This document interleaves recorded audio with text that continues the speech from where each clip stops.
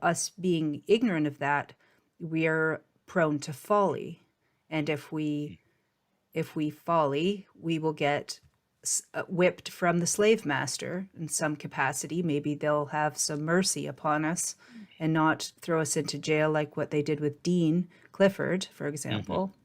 Right? Okay, but let's stop there, because Dean unfortunately knows a lot about all of this, but he, at least when I had a little bit of interaction with him and through his brother when he first got thrown into jail, as I mentioned to you when we talked the other day, um, he doesn't understand what I've just said. At least he didn't then. I hope that he's opening up and shifting. But Dean wanted to actually engage the battlefield right there in the court. Hmm. He had no problem, say philosophically or energetically, for being an enemy of the state and going into battle. But I can guarantee you, we don't have time to really go into the detail of it, Mm-hmm. but I can guarantee you that you will always lose. Mm-hmm. If you don't lose in the relative sense of going to battle or being in the field of battle in commerce, it's only because you're not important enough to them.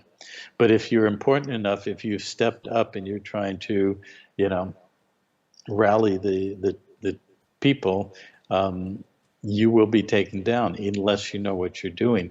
And you fundamentally do not know what you're doing if you engage it in battle. And going back to the secured party creditor process, Mm-hmm. um, and I've done it all. You mentioned creating liens. You don't have the authority to create a lien. And in the United States, and most likely Canada too, if you put a lien on a public actor, officer, or entity, you're going to jail if they want you to. Mm-hmm. Because when you create a lien, you're creating monetized debt. You're creating money. You're not don't have authority or standing to do that. And but when I used to do that, I did a lot of it. I know it frontwards and backwards. The commercial process, the administrative, which means not going to court but doing things non-judicially. All these kind of processes, they were built on what's called the maxims, which are universally accepted, um, um, you know, fundamental components of law or commerce or equity.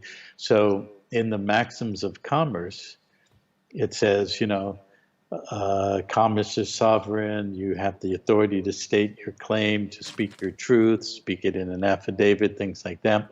But one of those maxims says, he who leaves the field of battle first loses. Mm-hmm. So commerce is built entirely on a field of battle principle, on a martial principle of war, fighting enemies, fighting armies, and all the rest of it.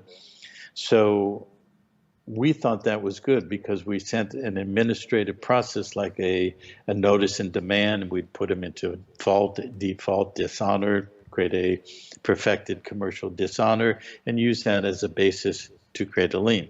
Sound familiar? Mm-hmm. Yes, it does. Okay.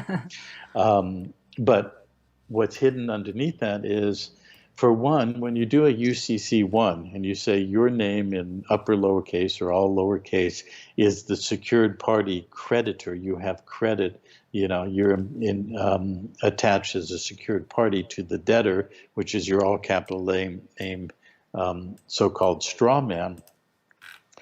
But what they didn't know, most people still don't know, when you do that and you're putting any name on a UCC1, those names are fiction. You are not a living being in commerce.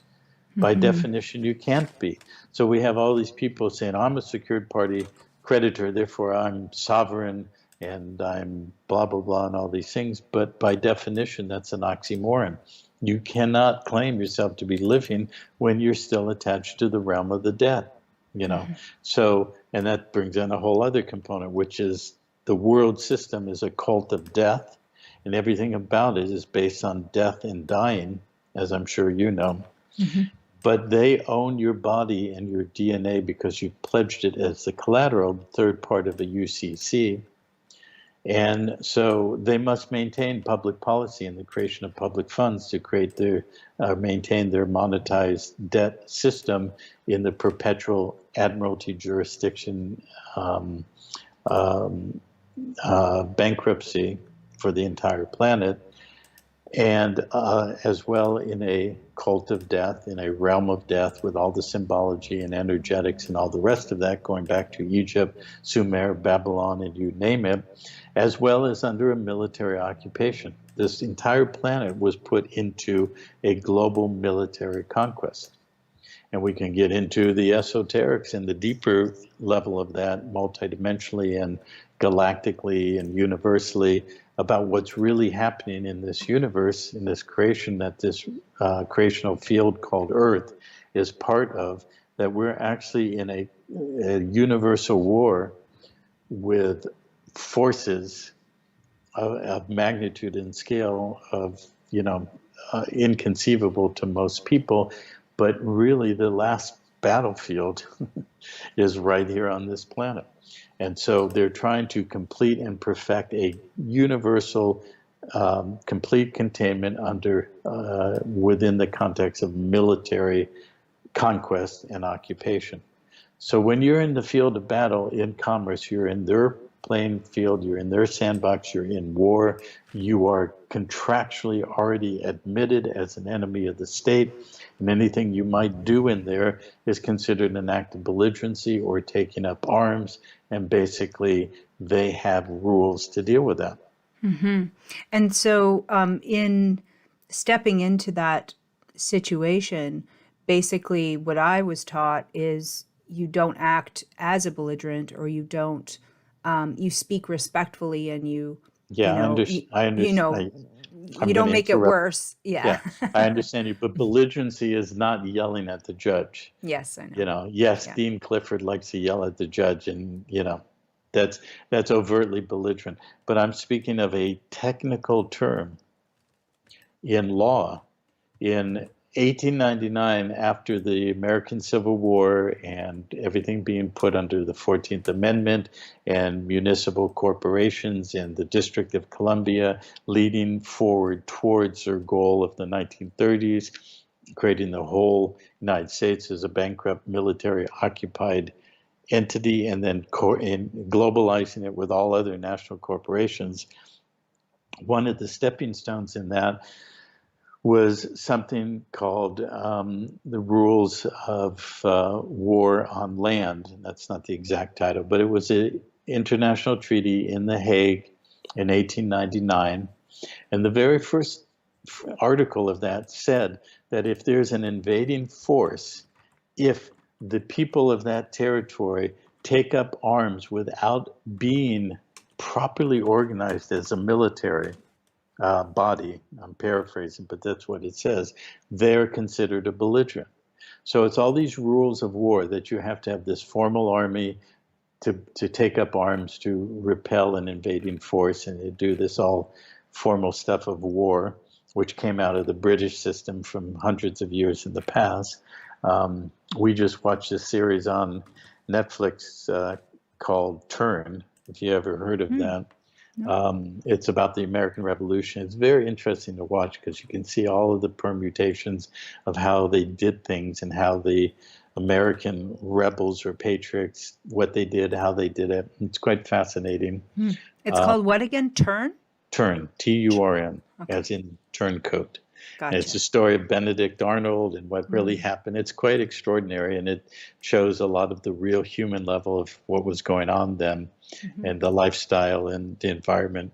But the point is, when you watch it, you see how the British were so formal about war and maintaining honor on the battlefield, and how things happen if you raise the flag of truce, and how you walked across the battlefield to lay your sword down if you surrendered, and all of that. Well, all of that got translated into the commercial system under a function of military occupation, military conquest, and it goes back, among other things, to that treaty in 1899 that said, if you take up arms against the occupying or invading, conquering, or occupying military force, you're considered a belligerent. Okay, that's the formal legal definition of belligerent. It has nothing to do with yelling in the courtroom. Okay. Gotcha. So, And you got to remember also that the law and the system is told, like I said, all these layers of puzzles, multi-layered, all these pieces, how they integrate and connect to each other. So this goes back to things that were put in place in the Civil War. It goes forward to 1933 in the bankruptcy. It goes back to Egypt 5,000 years ago, Sumer. I mean, it's all interconnected. Hmm. And so, but when you become a belligerent, you've taken up arms. So all the things that you learn how to do, all the things Dean Clifford tells his people to do, all the things Winston Trout told people to do, is called domestic terrorism or paper terrorism, because if Ah, commerce is a field of battle and you're under a military occupation, if you take up a piece of paper and don't use it according to the codes that control the civil body, in bankruptcy and military occupation, you are becoming an enemy. You're acting in a belligerent way as an enemy of the state. And so hmm, that piece of paper, that lien that you did, is an instrument of war. And right. so that lien becomes a belligerent act worthy of suppression if they chose to do that. And that's why Okay, they've called Dean Canada's #1 terrorist. I was always exactly. wondering why they used that particular term, and now Yeah. it makes sense. Yeah. Okay. Okay.